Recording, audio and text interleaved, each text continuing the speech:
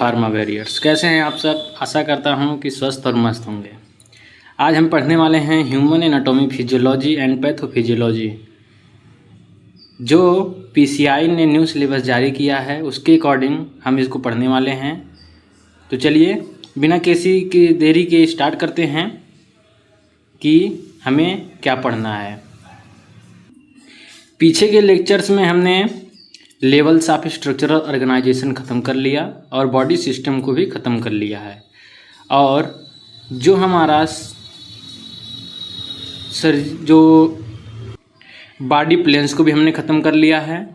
अब आगे हम पढ़ने वाले हैं structure and function of cell. Cell का स्ट्रक्चर और उसके फंक्शन के बारे में पढ़ने वाले हैं। तो चलिए स्टार्ट करते हैं। Cell. A cell is the basic structural and functional unit of life. हमारे जो सेल है वो हमारे लाइफ की basic structural and functional unit है। All living organisms are made up of cells. जो हमारे जितने लिविंग ऑर्गेनिज्म हैं वो सारे सेल से बने हुए हैं। आगे देखते हैं स्ट्रक्चर ऑफ सेल कि सेल की स्ट्रक्चर क्या है। A human cell has 3 main parts. हमारे जो सेल हैं वो 3 मेन पार्ट्स में डिवाइड है। फर्स्ट देख लेते हैं cell membrane.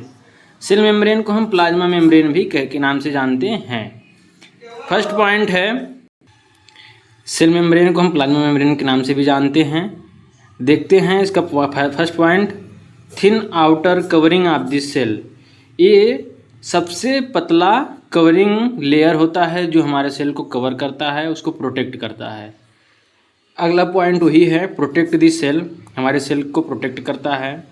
Controls the movement of substance into and out of the cell. मतलब जो इसकी मूवमेंट है सेल की, जो सब्सटेंस है अंदर और बाहर जाने वाले उनको कंट्रोल करता है। It is selectively permeable. ये परमिएबल होता है, आई मीन ये पारगम में झिल्ली जैसा होता है। इसके फंक्शन देख लेते हैं। फंक्शन में क्या क्या है, give shape to the cell. ये हमारे सेल को एक शेप देता है, एक आकार देता है। प्रोटेक्ट द सेल, हमारे सेल को प्रोटेक्ट करता है। Regulates the entry and exit of materials. हमारे जो मटेरियल्स हैं उनको एंट्री और एग्जिट कराने के लिए रेगुलेट करता है। आगे देखेंगे साइटोप्लाज्म। सेकेंड है साइटोप्लाज्म। साइटोप्लाज्म आखिर होता क्या है। Jelly like fluid present between the cell membrane and nucleus.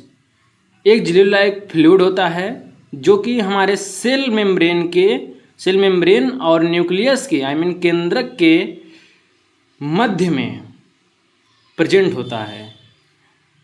Contains different cell organelles. ये हमारा डिफरेंट सेल ऑर्गेनेलिज को कंटेन करता है, आई मीन सम्मिलित रखता है अपने अंदर। आगे देखेंगे main organelles and their function. हमारे जो सेल में जो मेन ऑर्गेनेलिज हैं वो आखिर क्या क्या हैं उसके बारे में हम देखेंगे। आगे चलते हैं माइटोकॉन्ड्रिया। फर्स्ट हमारा जो आता है माइटोकॉन्ड्रिया। माइटोकॉन्ड्रिया आपने पीछे क्लासों में भी पढ़ा होगा। It is known as a power house of this cell. ये हमारा एटीपी जो देखिए क्या है, produces energy in the form of ATP called the power house of the cell.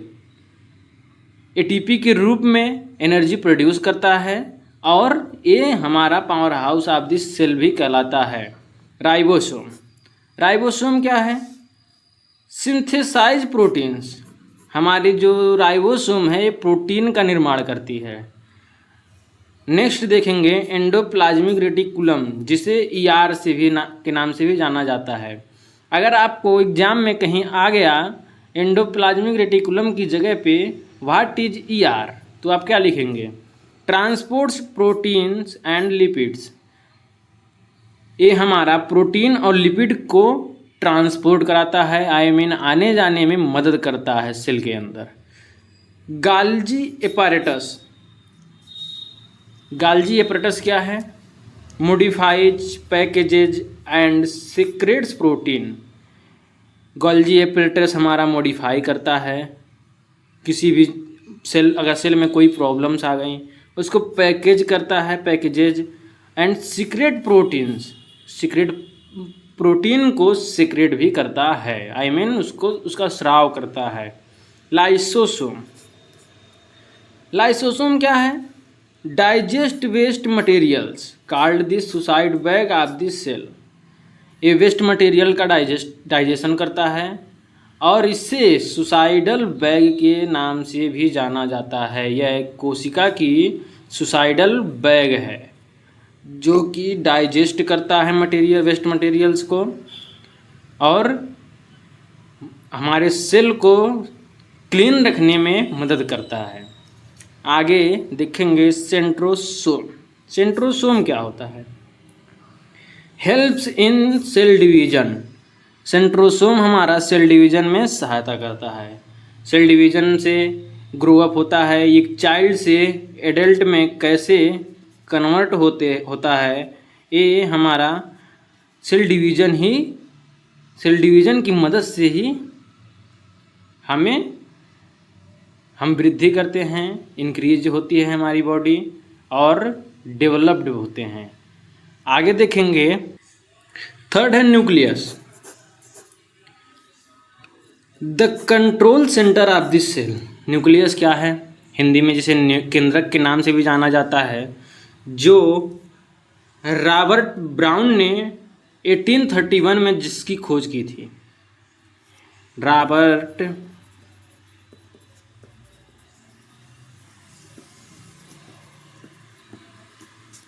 Discover किया था इसको।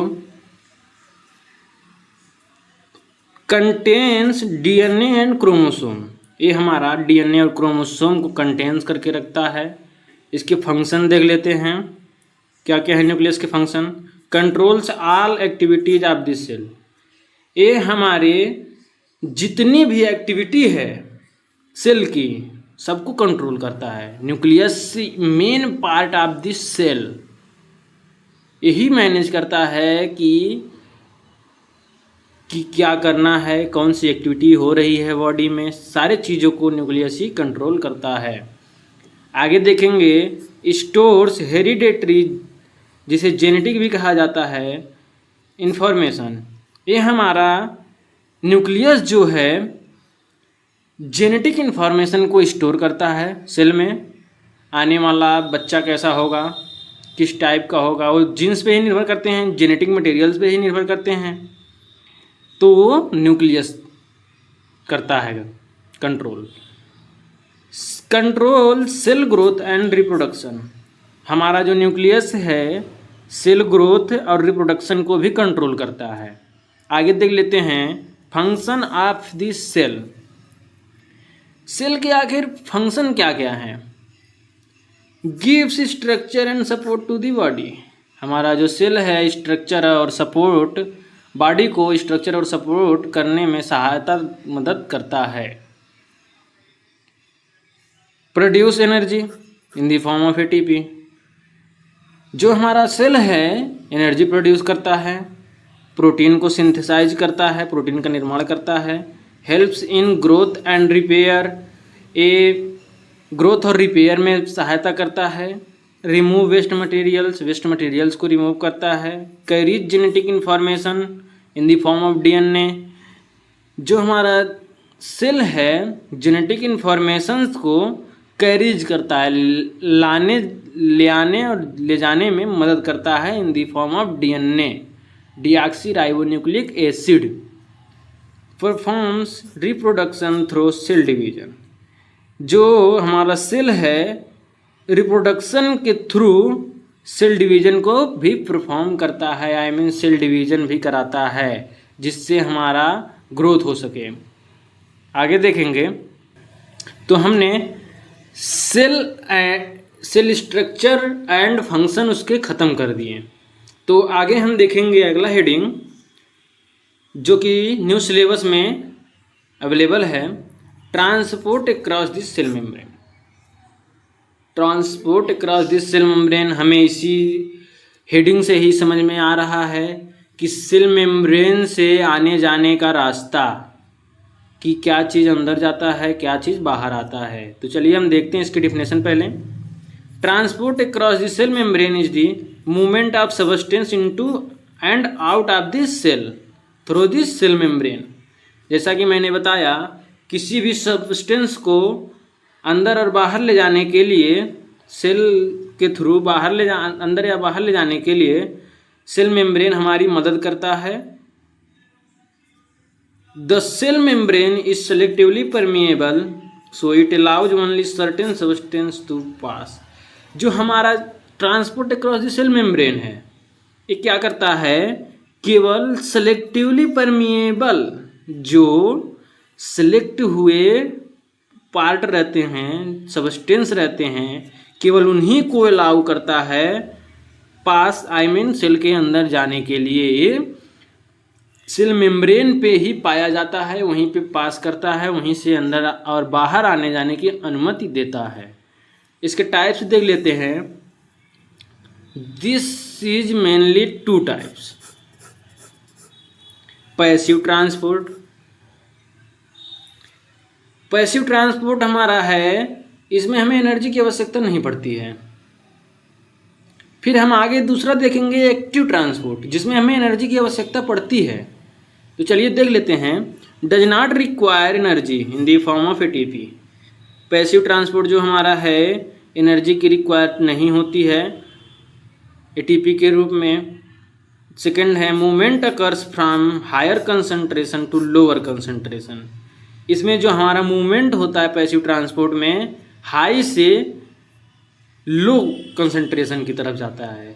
जो इसका उच्च सांद्रता है, हिंदी में जानेंगे, उच्च सांद्रता से निम्न सांद्रता की ओर, नीचे की ओर। जैसे हमारा है हायर कंसंट्रेशन और ये है हमारा lower concentration, is called as passive transport. इसमें हमारे आते हैं कुछ और टाइप्स हैं, देख लेते हैं। Simple diffusion. सिंपल डिफ्यूजन में क्या क्या आता है देख लेते हैं। Movement of molecules from high concentration to low concentration. जैसा कि हमने यहाँ पे भी पढ़ा, हायर टू लो, और सिंपल डिफ्यूजन में भी हम पढ़ेंगे हायर टू लो। एग्जाम्पल देख लेते हैं। Oxygen and carbon dioxide move across this cell membrane. जो हमारा ऑक्सीजन और कार्बन डाइऑक्साइड है, वो सेल मेम्ब्रेन के अक्रॉस मूव करते हैं। आगे देखेंगे फैसिलिटेटेड डिफ्यूजन। फैसिलिटेटेड डिफ्यूजन में क्या क्या है।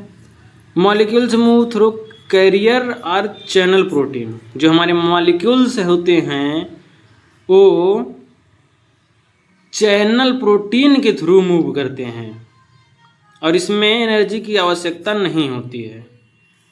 Examples, glucose enter cell through carrier protein.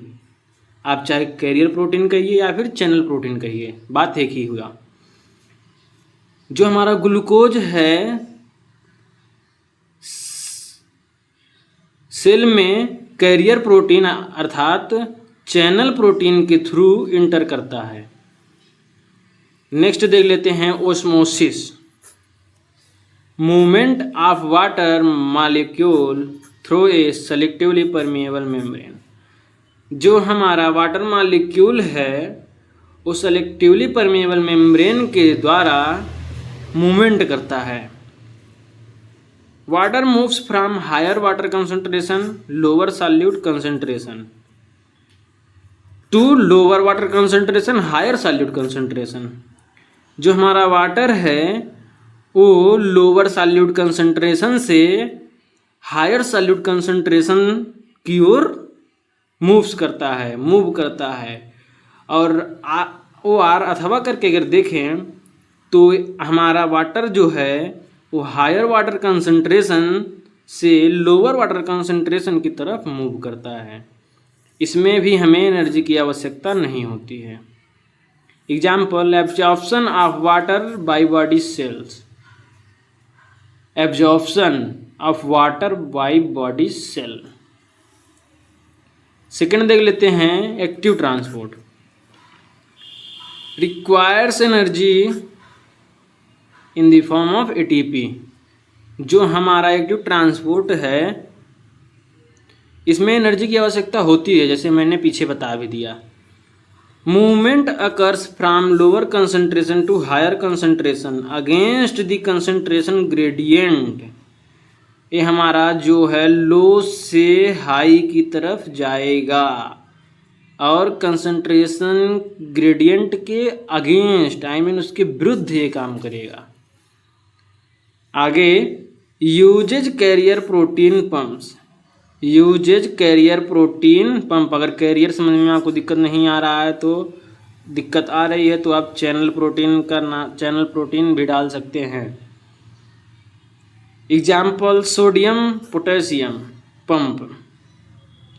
आगे देखेंगे वेसिकुलर और बल्क ट्रांसपोर्ट। वेस्कुलर अथवा बल्क ट्रांसपोर्ट इसमें है endocytosis. First, the cell takes in large particles or fluids by forming vesicles. जो हमारा एंडोसाइटोसिस है ये लार्ज पार्टिकल्स लेता है सेल से, फॉर्मिंग वेसिकल्स द्वारा लार्ज पार्टिकल्स सेल से लेता है। Example white blood cells engulf bacteria. जो हमारा वाइट ब्लड सेल्स होता है जिसे हम माइक्रोब्स को किल ये बहुत ही इम्पॉर्टेंट होता है, बैक्टीरिया को किल करने के लिए, इनगल्फ करने के लिए बहुत ही आवश्यक होता है वाइट ब्लड सेल्स। आगे देखेंगे exocytosis. The cell release substances outside by fusing vesicles with the cell membrane. जो हमारा एक्जोसाइटोसिस है जो सब्सटेंसेज हैं इनको आउटसाइड रिलीज करता है सेल मेम्ब्रेन के साथ। सेल मेम्ब्रेन के साथ उसकी मदद से ये हमारे आउटसाइड जो सब्सटेंस मौजूद हैं उनको रिलीज करता है by the fusing vesicles. Examples secretion of hormones and enzymes. ये हमारा एग्जाम्पल एक्जोसाइटोसिस का है, secretion of hormones and enzymes और हार्मोन का secretion. Difference between passive and active transport ये बहुत ही इम्पॉर्टेंट है 2 नंबर के लिए। एग्ज़ाम की नज़र से अगर हम देखें तो बहुत ही इम्पॉर्टेंट है। और अभी लेक्चर ख़त्म होने पे हम लास्ट में बता देंगे कि कौन कौन सा टॉपिक इम्पॉर्टेंट है, कौन कौन सी डिफिनेशन इम्पॉर्टेंट है। आप उस पर ज़्यादा फोकस करिएगा ताकि एग्ज़ाम में आप उसे आसानी से लिख सकें। देख लेते हैं पैसिव ट्रांसपोर्ट और एक्टिव ट्रांसपोर्ट। पैसिव ट्रांसपोर्ट में no ATP required, ATP required, high से लो कंसंट्रेशन, लो से हाई कंसंट्रेशन। आप इसमें एक चीज़ देखिएगा, पैसिव मतलब निर्जीव की तरफ, मतलब जैसे एक बेजान की तरह काम कर रहा है। और इसमें जो हमारा हो रहा है, जैसे कभी देखे होंगे आप, कोई चीज़ बड़ा रहता है धीरे धीरे वो घटकर कम हो जाता है एकदम, तो पैसिव में उसको रखा गया है। जैसे यहाँ पे देखिए हाई से लो हो जा रहा है। और एक्टिव में देख रहे हैं कोई चीज़ छोटा रहता है धीरे धीरे, जैसे कोई प्लांट हो गया वो धीरे धीरे ग्रो करके एक बड़ा पौधा बन जाता है, पेड़ बन जाता है। उसी तरह एक्टिव, ये मतलब एक्टिव रह रहा है, मतलब जान है इसमें। तो ये लो से हाई की तरफ बढ़ रहा है और ये घट रहा है। ये अवरोही क्रम में है और ये आरोही क्रम में है। अलॉन्ग कंसंट्रेशन ग्रेडियंट, ये जो पैसिव ट्रांसपोर्ट है वो कंसंट्रेशन ग्रेडियंट के अलॉन्ग होता है। ये जो है एक्टिव ट्रांसपोर्ट होता है ये कंसंट्रेशन ग्रेडियंट के अगेंस्ट होता है, ये साथ में होता है और ये अगेंस्ट होता है। Example diffusion, osmosis. और एक्टिव में देखेंगे सोडियम और पोटेशियम पंप। तो आशा करता हूँ आपको लेक्चर समझ में आई होगी। और हम कहे थे कि इम्पोर्टेंट क्वेश्चन बताने के लिए, इम्पोर्टेंट क्वेश्चन इसमें है, पहला सेल का डिफिनेशन आप देख लेंगे, transport across the cell membrane का डिफिनेशन देख लेंगे, उसमें माइटोकॉन्ड्रिया हो गया, ER हो गया, न्यूक्लियस हो गया और साइटोप्लाज्म हो गया और प्लाज्मा मेम्ब्रेन अथवा सेल मेम्ब्रेन है, बहुत ही इम्पोर्टेंट है एग्ज़ाम की दृष्टि से। और अगर इसमें देखें तो हम में transport across the cell membrane बहुत ही इम्पोर्टेंट है, ये कभी कभी 7 नंबर में भी पूछ लेता है। तो आशा करता हूँ आपको ये वीडियो समझ में आई होगी। अगर वीडियो अच्छा लगा हो तो लाइक करिएगा और अगर हमारे चैनल पे आप नए हैं तो चैनल को सब्सक्राइब करना ना भूलिएगा। हम फार्मेसी की नई लेक्चर जो न्यू सिलेबस PCI ने जारी किया है उसके अकॉर्डिंग सारी वीडियो आप तक पहुंचाते रहेंगे। धन्यवाद।